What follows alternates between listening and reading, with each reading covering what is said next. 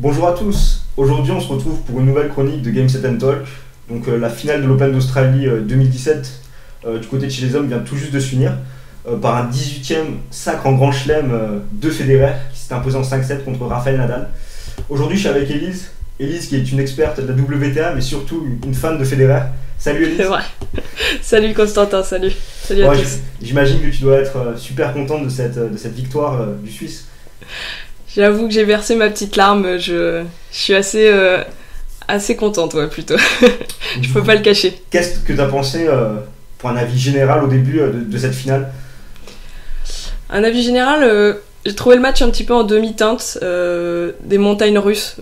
On l'a retrouvé beaucoup sur les réseaux, vraiment cette expression, c'était un 7 sur 2, chacun a pris sa chance. Les deux hommes au début n'ont pas vraiment eu leur meilleur tennis en même temps. Donc on n'a pas pu sortir le popcorn tout de suite, mais un 5e set plutôt phénoménal. C'est ça, on l'a sorti qu'à la fin, quoi. Voilà, surtout en tant que fan de Federer, c'est vrai que voilà, mener 3-1, revenir et puis s'imposer comme ça, je pensais pas être témoin de ça un jour, mais c'était assez fou. Donc après, je comprends la frustration en face, ouais. Mais faut être... voilà, je pense qu'il a mérité son titre et... Le match aurait pu être plus explosif à certains moments, mais c'était vraiment une grande finale. Ouais, je suis totalement d'accord avec toi. C'est vrai que Nadal a un peu maudit en Australie. On se rappelle en 2012 qu'il mène 4-2 contre Djokovic. Il y a un revers qui sort vraiment de 2 mm. De 2 mm, là, sur le Hawkeye, en plus sur la balle de match. Qui va entraîner le débreak. Après, il y a en 2014 contre Wawrinka où il se blesse au dos. Et là, c'est un peu la même histoire. Quand il a le break dès le début dans le 5e set. Et il se fait remonter et finalement il met plus un seul jeu, quoi. Il me semble qu'il menait 3-2 et après il perd le 7-6-3. C'est ça. Mais je suis totalement d'accord avec toi sur l'avis général. J'ai trouvé quand même la finale sur les 4 premiers sets d'un niveau assez moyen. En demi-teinte, ouais. Ouais, en demi-teinte en fait. Et après le 5e set, il y a surtout l'émotion qui joue, ce break d'entrée, ce débreak. Et ce qui nous permet d'enchaîner un petit peu sur le côté tactique qui s'est passé sur cette finale. Je sais pas ce que t'en as pensé, mais j'ai l'impression que c'est un peu voulu de la part de Federer de faire un petit peu les montagnes russes, dans le sens que on sait que la tactique pour Rafa, c'est de pilonner le revers, le revers de Federer en faisant des gros lifts, ce qui fait que la balle est très haute, et que l'idéal pour Federer c'est de la prendre à hauteur de hanche, pour ensuite prendre la balle très tôt et agresser sur le coup droit de Nadal. Et il a quand même su le faire vraiment d'une très belle façon aujourd'hui, quand même, dans le premier set, dans le 3e et dans le 5e. Mais il faut savoir un 7 sur 2, ouais, c'est ça. Ouais. Et il faut savoir quand même que c'est très physique de prendre la balle très tôt, de tenir sa ligne. Ça te tire les jambes, et puis il y a vraiment une tenue du corps qui est différente. C'est ça, et il était Federer, tout le temps sur sa ligne. Et comme Federer a 35 ans, je me dis que peut-être c'était voulu de se faire un petit set de repos entre temps pour récupérer, sachant qu'il allait pouvoir en remettre une couche un peu après. Je sais pas ce que t'en as pensé. Un peu après. C'est une tactique risquée, mais c'est vrai qu'à son âge, je pense que c'était aussi sûrement un peu voulu. Il a pris un petit temps mort médical à un moment à la fin du set, hors du cours, pour sûrement se vider la tête. Pas forcément de pépins physiques, parce que sur les jambes, je l'ai quand même senti plutôt... très affûté, ouais. Plutôt très affûté, voilà. Il a lâché des revers... assez monstrueux. À hauteur... pris très tôt, vraiment presque dans les chaussettes, absolument...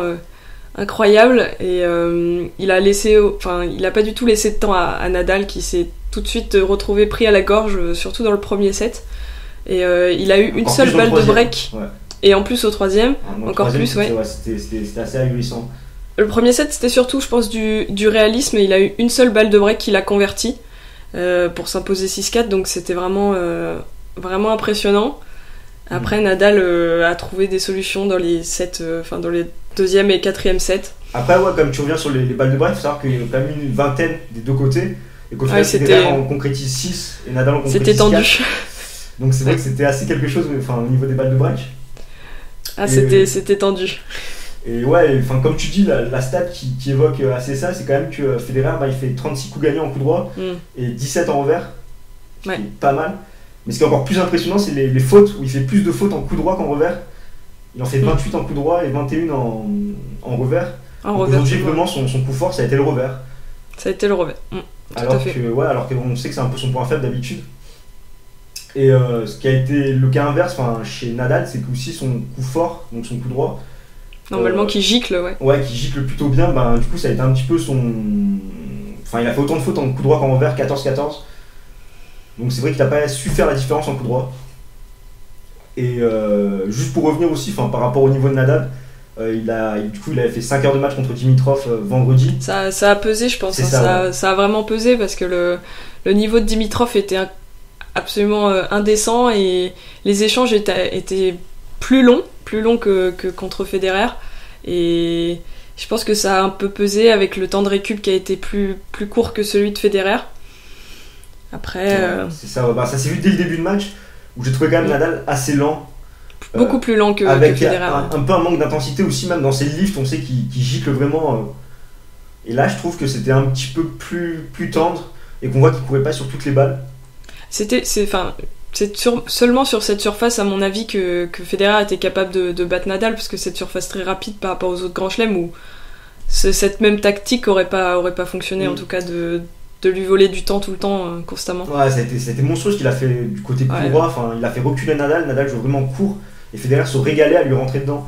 C'est ça. Et c'est ça, il y a beaucoup de joueurs qui disaient que la surface à l'unanimité était beaucoup plus rapide que les années précédentes.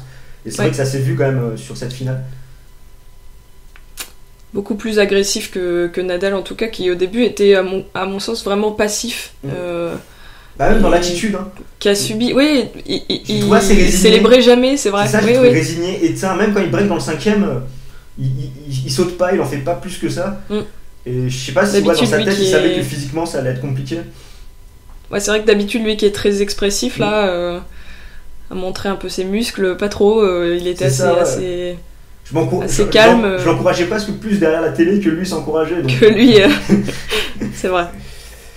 Et du coup, on peut parler un petit peu de cette petite prophétie, entre guillemets, où il y en a beaucoup qui en ont parlé dans les réseaux sociaux, avec le fait que Sampras, à l'US Open en 2002, était tête de série numéro 17 et a remporté son 14e Grand Chelem et son dernier. Et après sa retraite. Alors heureusement, la prophétie se termine pas de la même façon pour Federer. Heureusement, il prend pas sa retraite. Il prend pas sa retraite. Un peu peur lors du discours, mais il a donné rendez-vous l'année prochaine. Donc, Et lui aussi, tête de série numéro 17, qui s'impose.